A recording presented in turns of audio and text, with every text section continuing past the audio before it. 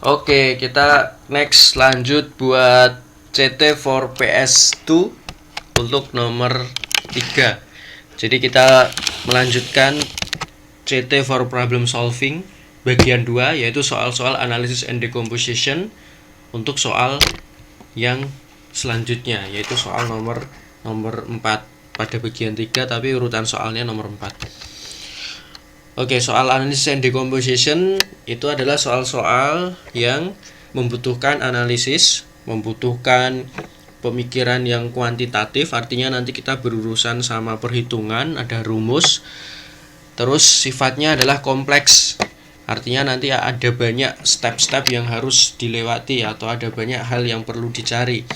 Tapi tenang saja, dengan menerapkan salah satu konsep di dalam computational thinking, soal yang seperti ini dapat kita atasi dengan lebih mudah dengan cara dekomposisi, yaitu memecah-mecah bagian yang rumit tadi menjadi bagian-bagian yang kecil sehingga dapat kita selesaikan secara terpisah gitu.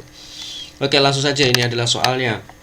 Soal ketiga dari chapter ini, tapi urutan soalnya nomor 4 kalau digabung sama chapter yang sebelumnya.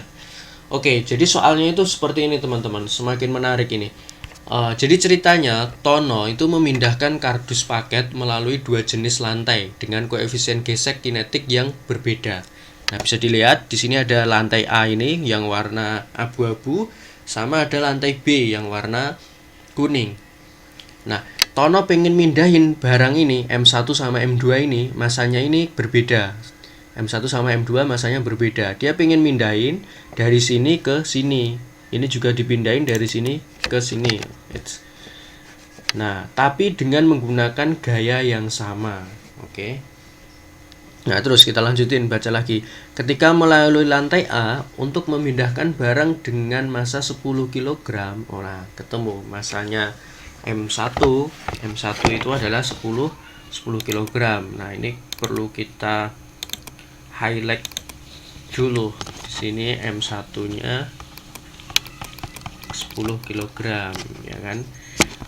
10 kg menempuh jarak 2 meter, berarti jaraknya adalah S-nya 2 meter. Dia membutuhkan waktu 5 sekon gitu. Berarti ini adalah SA, ini TA adalah 5 sekon. Nah, sedangkan ketika Tono memindahkan melalui lantai B yang masanya 5 kg, M2-nya adalah 5 kg. Terus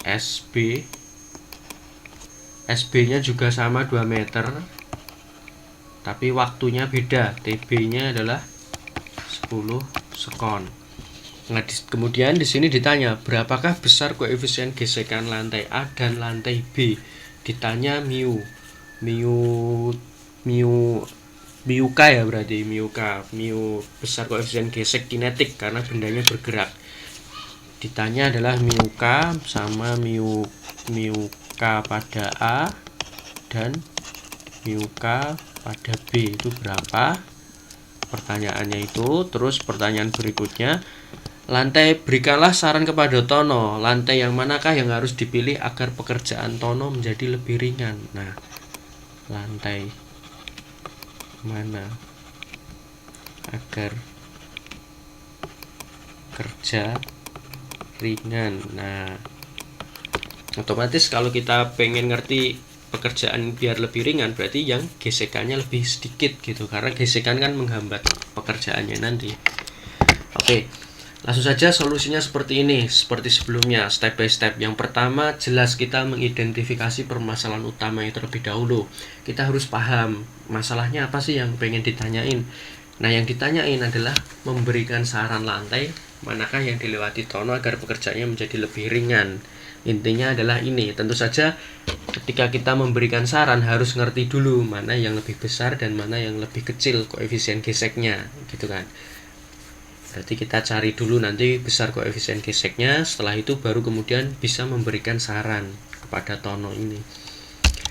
Nah, setelahnya kita harus bisa membayangkan. Kita bayangin, kita imajinasikan, kita gunakan logika kita gitu. Agar pekerjaan Tono menjadi lebih ringan, maka dalam memindahkan barang, Tono sebaiknya melewati lantai dengan koefisien gesekan yang kecil. Oke, masuk akal? masuk akal, sehingga barang akan lebih mudah untuk dipindahkan. Oke, make sense, masuk akal ini. Nah, step berikutnya adalah kita menentukan kira-kira ide atau konsep apa di balik permasalahan ini gitu. Nah, tentu saja ini adalah konsep hukum 2 Newton dan konsep tentang gaya gesek. Kenapa kok hukum 2 Newton? Karena sistemnya bergerak dan dia punya percepatan gitu ya. Sistemnya bergerak dan dia punya percepatan. Kenapa kok dia punya percepatan? Selain karena di soal tidak diinformasikan dia bergerak dengan kecepatan tetap, kan di soal tidak dituliskan dia bergerak dengan kecepatan tetap kan, nanti kita juga menghitung A, nanti nilainya pasti ada gitu. Nah, konsep yang selainnya adalah tentang gaya gesek. Nah, tentu saja teman-teman harus sudah membaca terlebih dahulu di bagian uraian materi. Nanti di situ dijelaskan teori konsep-konsepnya. Oke, step yang ketiga adalah kita menuliskan informasi yang penting. Nah, tadi udah sempat kita tuliskan ya. Tadi M1-nya 10 kg, kemudian M2-nya 5 kg, kemudian T1-nya 5 sekon, kemudian T2-nya 10 sekon, plus tadi jaraknya sama-sama 2 meter ya kan. Ini belum kita tuliskan di sini jaraknya, coba tak tambahi. SA sama dengan SB 2 meter. Oke. Next ke step berikutnya. Nah, step berikutnya apa? Bisa ditebak seperti soal sebelumnya, yaitu menggambarkan atau menulis diagram gayanya, menggambarkan kondisinya ya kan. Nah, pertama kita lakukan untuk masa M1 yang melalui lantai A terlebih dahulu. Yang pertama-tama kita hitung percepatannya terlebih dahulu. Nah, setelah itu kita akan membahas tentang yang M2, tapi kita fokus untuk yang M1 terlebih dahulu, yang bagian M1 melalui lantai A ini. Oke, kita cari percepatannya pakai rumus di GLBB ya kan. Untuk mencari percepatan itu bisa menggunakan A sama dengan 2 kali jarak dibagi kuadrat waktu ya kan. Ini di materi GLBB, teman-teman kalau lupa bisa buka lagi materi GLBB. Nah, tinggal dimasukin, berarti A1 percepatan 1 sama dengan 2 dikali X1 nya adalah 2 atau jaraknya pada lantai A adalah 2 meter, terus dikuadratkan 5 sekon kuadrat ya kan. Nanti ketemu A1 nya itu adalah 4/25 meter per sekon kuadrat. Nah, ini adalah gambar untuk diagram gayanya ya kan. Nanti bergerak maju, dia didorong atau ditarik menggunakan gaya sebesar F ya. F1 ini yang besarnya nanti juga sama dengan F2. Terus ada gaya gesek arahnya berlawanan, terus ada gaya barat arahnya ke bawah, terus ada gaya normal arahnya ke atas. Oke, pada sumbu Y maka akan berlaku sigma Fy sama dengan 0 ya, karena dia emang nggak bergerak pada sumbu vertikal, dia bergeraknya kan pada sumbu horizontal. Dia kan nggak naik atau nggak turun, dia bergeraknya adalah ke depan. Berarti sigma Fy sama dengan 0, oh berarti ternyata N1 atau gaya normalnya itu bernilai sama dengan W. Nah, selanjutnya analisis pada sumbu X berlaku, sigma Fx sama dengan M1 dikali A. Ini hukum 2 Newton karena dia bergerak dengan percepatan pada sumbu X.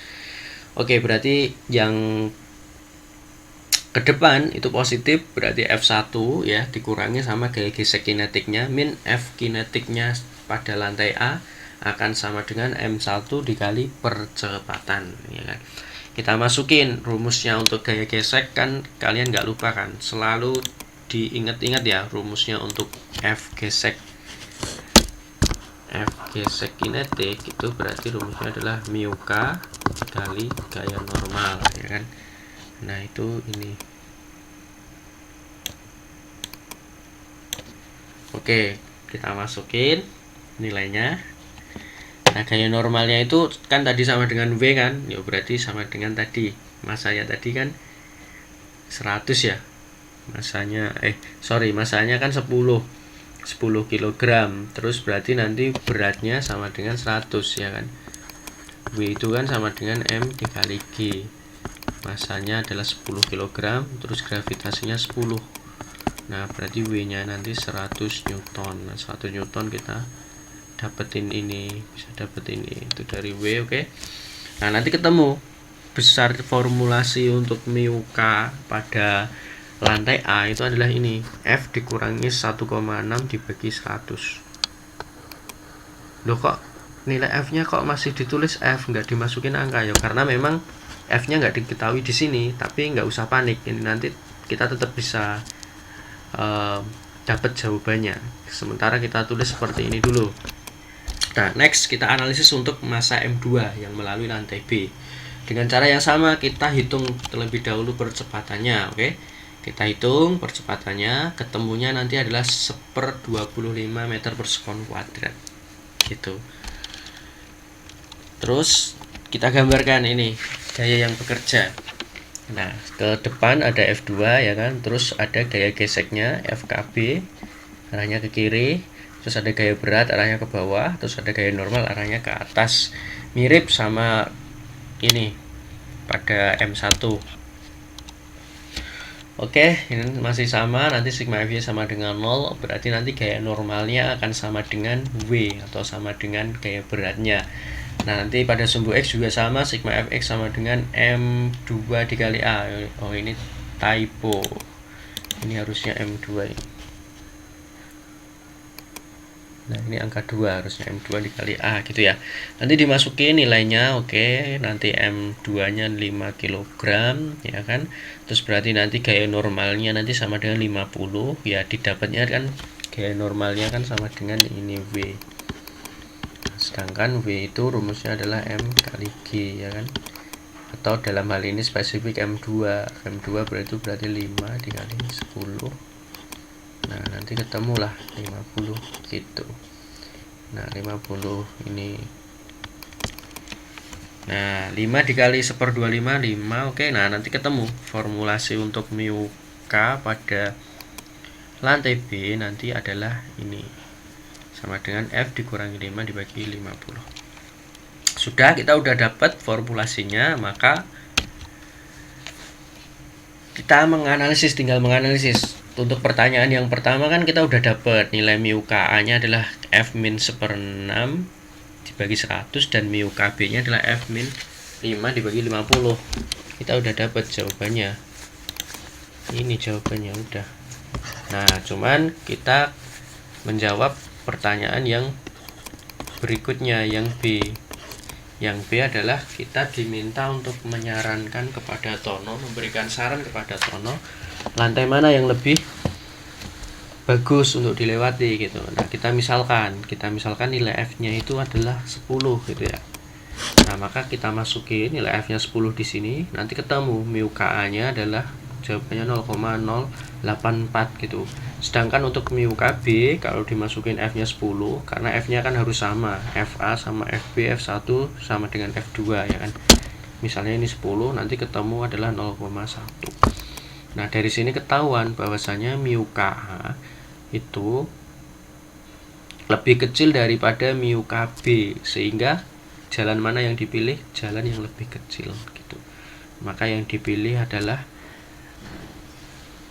melewati lantai A karena mu KA lebih kecil daripada mu KB. Oke, gitu caranya.